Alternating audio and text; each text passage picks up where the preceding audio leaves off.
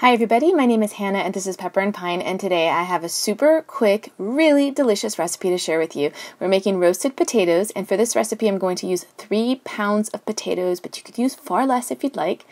I'm going to wash them and I'm just going to scrub them because I do want to keep the skin on, and these potatoes look really good. So just a little scrub and then we are ready to go.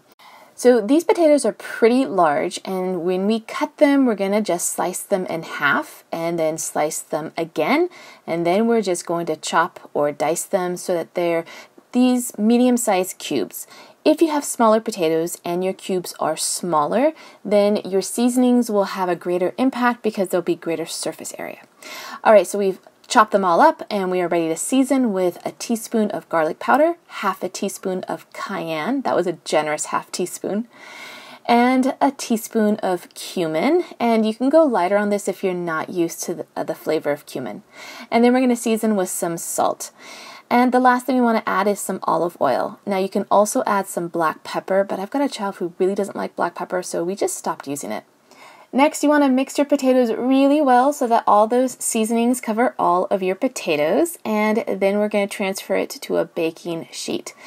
Now, these potato pieces are pretty large, so it's going to take about 30 minutes to bake, but if your pieces are smaller, keep an eye on it, it won't take 30 minutes.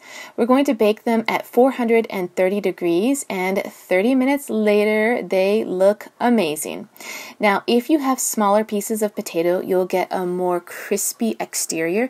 Larger pieces of potato will give you a softer interior. So I pair this with either a savory meal like chicken, or I'll have this with breakfast alongside some eggs.